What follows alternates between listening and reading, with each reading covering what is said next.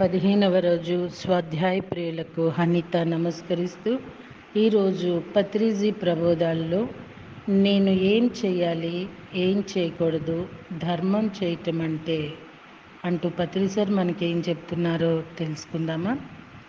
అందరికీ నమస్కారం. Pyramid masters అందరికీ ప్రణామాలు. ప్రతిసారి మనం ఇలా కలుసుకున్నప్పుడల్లా ఏదో ఒక ప్రత్యేకమైన విషయం గురించి విశేషంగా చెప్పుకుంటున్నాం. మనం తెలుసుకోవాలి కదా, ఏది చిన్న విషయం కాదు, ఏది పెద్ద విషయం కాదు, అన్నీ ముఖ్యమైన విషయాలే, అన్నీ సరి సమానమైన విషయాలే. మనం చక్కగా తెలుసుకుంటూనే ఉండాలి. ఆలోచిస్తే తెలుసుకుంటాము, ఆలోచించకపోతే తెలుసుకోలేము. ఆలోచించి తెలుసుకున్నది నోరు విప్పి తెలియజేస్తాము. చెవులున్నవారు వింటారు, విని అర్థం చేసుకున్నవారు బాగుపడతారు. సో మై డియర్ ఫ్రెండ్స్, ఈరోజు ధర్మం అనే పదం గురించి మనం తెలుసుకుందాము. ధర్మం అంటే ఏమిటి, ఏం చేయాలి, ఏం చేయకూడదు, what to do, what not to do.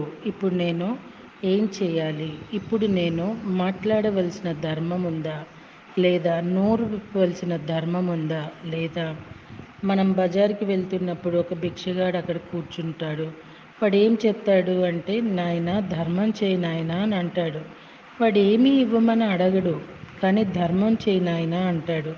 అది ఎంత గొప్ప పదమో. అంటే నువ్వేం చేయదలుచుకున్నావు అది చేయి నాయనా అని చెప్తున్నాడు ఆ భిక్షగాడు.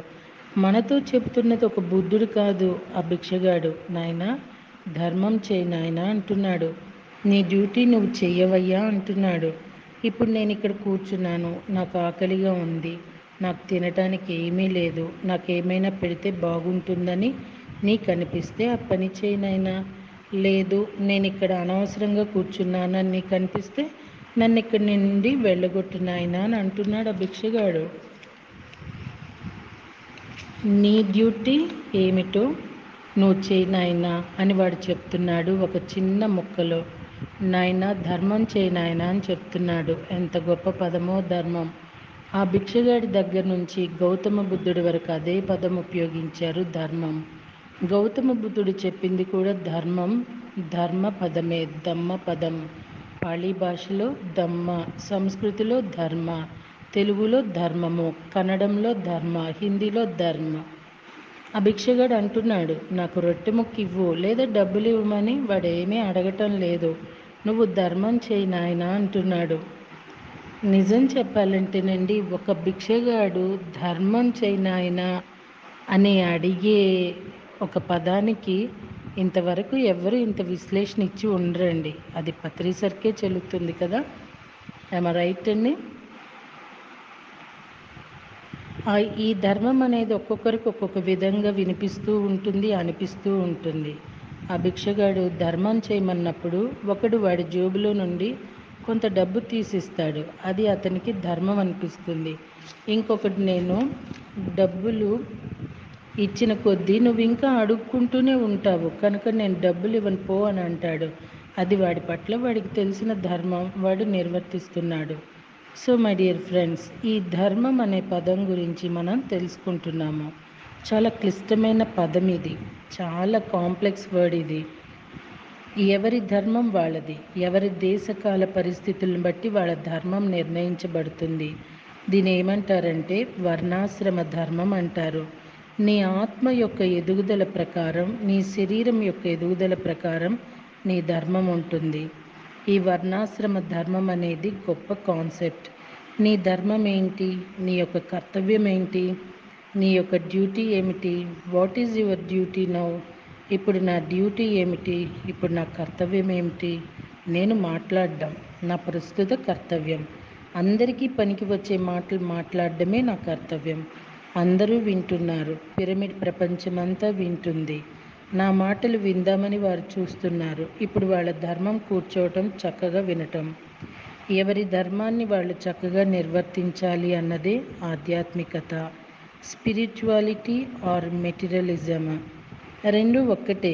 ధర్మం అనేది భౌతికతకు మరి ఆధ్యాత్మికతకు రెండిటికి సంబంధించిన విషయము. నువ్వు నోరు విప్పాలి అంటే ధర్మంతోనే విప్పాలి, చెవులు విప్పాలి అంటే ధర్మంతోనే విప్పాలి, కళ్ళు విప్పి చూడాలి అంటే పనికిరాంది చూడొచ్చా? అది చూడదగినదా అని తెలుసుకొని అటువైపు చూడాలి. ఇద్దరు భార్యాభర్తలు కొట్టుకుంటున్నారనుకోండి, మనం పోయి చూస్తామా?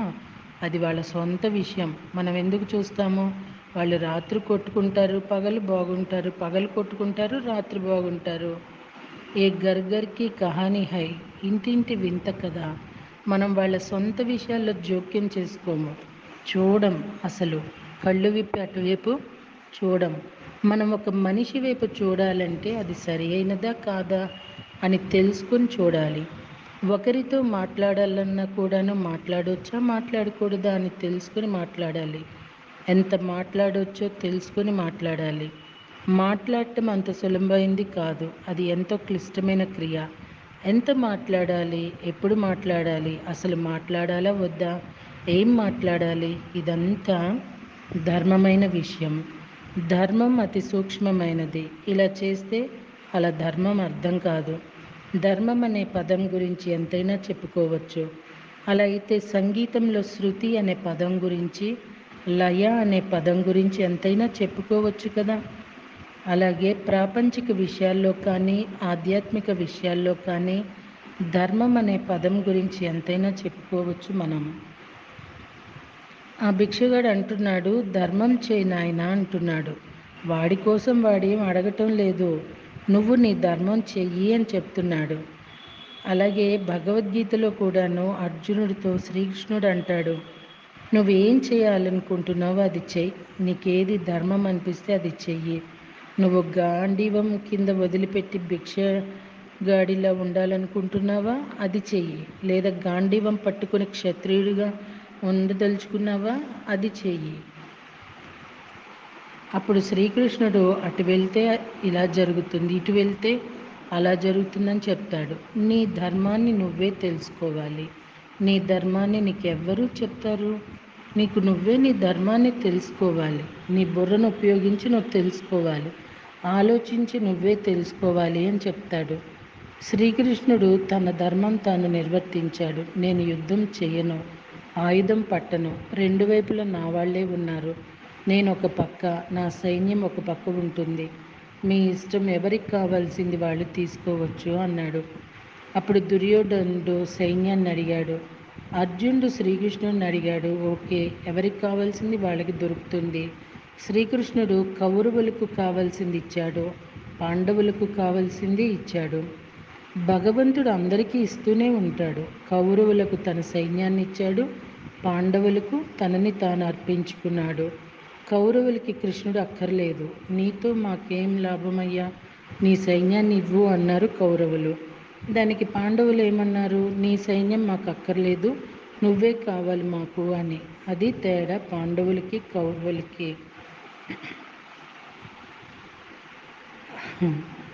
మాస్టర్స్, ఇక్కడ ఒక చిన్న విషయం మీతో నేను పంచుకోవాలి. పాండవులేమో కృష్ణుణ్ణి కోరుకున్నారు. సైన్యము ఎంత సైన్యమో కదా, ఆయన ఎంతో బలగా ఉన్న సైన్యం అయి ఉండొచ్చు. కౌరవులేమో నువ్వు కాదు సైన్యం కావాలని కోరుకున్నారు. ఇది ఈనాడు కుటుంబాల్లో జరుగుతున్నది కూడా మనం కొంచెం గమనించవచ్చేమో అనిపించిందండి. ఆ స్పందన మీతో నేను ఈరోజు పంచుకుంటున్నా. మా కుటుంబంలోనే ఒక బడుద్దాయి ఉన్నాడండి. చెప్పాలంటే బడుద్దాయి పదానికి కూడా అతను తగడనమాట. పచ్చటి కుటుంబం, ఎంతో అసలు ఆనందంగా ఉండాల్సిన కుటుంబాన్ని ఒక దుర్యోధనుడు ఎట్లా అయితే ఆలోచించాడో, బంధువులందరూ తనకు అండగా ఉంటే ఏదో వచ్చి పడిపోతుంది అన్నట్టు ఫీల్ అయిపోయి సొంత అన్న కుటుంబాన్ని దూరం చేసుకున్నాడు. అక్కడ ఏమీ లేదు, అక్కడేం కోట్ల ఆస్తి లేదు, కొట్టుకొని చావటానికి అక్కడ ఏ విషయమూ లేదండి చెప్పాలంటే. దుర్బుద్ధి. మరి ఎట్లయితే దుర్యోధనుడు అంతమంది సైన్యంతో తనేదో సాధించేస్తానా అని ఎట్లయితే ఊహ చేశాడో అట్లనే చేశాడు ఇతను కూడా. బంధువులందరినీ తన వైపు తిప్పుకున్నాడు. అన్న కుటుంబాన్ని ఒంటరి కుటుంబాన్ని చేశాడు. అతను ఇప్పుడు తెలుసుకోవాల్సింది ఏంటంటే, మా పాప ఎప్పుడు అంటూ ఉంటుంది, తనకి తెలియదమ్మా, తనకి తెలియకుండానే మనకి మంచి చేశాడు. ఇప్పుడు మనం ఎంతో సంతోషంగా ఉన్నాము. ఎవరికి ఇది ఈర్ష్యలు, ద్వేషాలు, అసూయలు అదే దగ్గరగా ఉంటే మనం చాలా మొయ్యాల్సి వచ్చేది అంటూ ఉంటుంది. తను ఒక పెద్ద జ్ఞానండి చెప్పాలంటే. సో మాస్టర్స్, తనేం సాధిస్తున్నాడు? ఒంటరి జీవితం, భార్య బిడ్డలు ఎవరూ లేరు. భార్య బిడ్డ ఉన్న అన్నని చూసి సహించలేడు. సో వీళ్ళందరూ ఏదో తనకి చేస్తాడు, వాళ్ళందరూ ఉంటే అదేదో పెద్ద బలం అనుకుంటున్నాడు. రేపు ఒక నాటికి ఆరోగ్యమే సన్నగిల్లితే, లేవలేని స్థితిలో ఉంటే, ఈ తనేదో ఈ దుర్యోధనుడు ఎలాగైతే ఆయన సైన్యాన్ని కోరి ఎలా అయితే జీవితంలో యుద్ధ జీవితంలో ఓడిపోయాడో, అలా ఓటమి తప్పదనే సత్యం అతనికి తెలియాల్సిన టైము చాలా దగ్గరలోనే ఉండి ఉంటుందండి. ఎందుకంటే మాస్టర్స్, ఆత్మశక్తి ముందు ఏ శక్తి కూడా నిలవలేదు. దుర్యోధనుడి దగ్గర ఆత్మశక్తి లేదు కాబట్టి సైన్యాన్ని కోరుకున్నాడు. అర్జునుడి దగ్గర ఆత్మశక్తి ఉంది కాబట్టి కృష్ణుణ్ణి కోరుకున్నాడు. కృష్ణుడు ఒక ఆత్మశక్తి, సైన్యము ఎవరు ఆ రాజు ఎలా చెప్తే అలా వెళ్ళాలి వాళ్ళు. కానీ కృష్ణుడు ఆత్మ, ఒక దారి చూపించే ఉన్నతోన్నతమైన ఆత్మ. సో అండి, ఆత్మస్థితిలో ఎప్పుడైతే మనం ఉంటామో మన ధర్మం ఏంటో మనకు అర్థమవుతుంది. ఒక చిన్న విషయాన్ని చింకి చేటంత చేసుకుంటూ వెళ్తున్నాడు ఆ బడుద్దాయి. అది అతనికి అదొక సునక ఆనందం అండి. అది ఎలా ఉంటుందంటే, అది కొంత సమయము ఏదో సాధించేశాను. ఒక ఆడపిల్ల, కుటుంబంలో ఉన్న ఒక ఆడపిల్ల అనారోగ్యాన్ని ఎదుర్కొంటూ కుటుంబాన్ని పోషిస్తూ ఎంతో దూరం వెళ్ళి ఉద్యోగాలు చేస్తూ ఒక కుటుంబానికి వన్నె తెచ్చే ప్రాపర్టీని ఆ అమ్మాయి నిలబెట్టింది. అలా చేసిన దానికి నువ్వు ఏం సాధించావు అనేది ఆ బడుద్దాయి తెలుసుకోవాలండి. ఆ తెలుసుకోవటమే ఆ బడుద్దాయి ధర్మం. అవునా కదా అండి? అర్థమైందంటారా? మళ్ళీ రేపటి రోజున కంటిన్యూ చేద్దాం మాస్టర్స్. Thank you.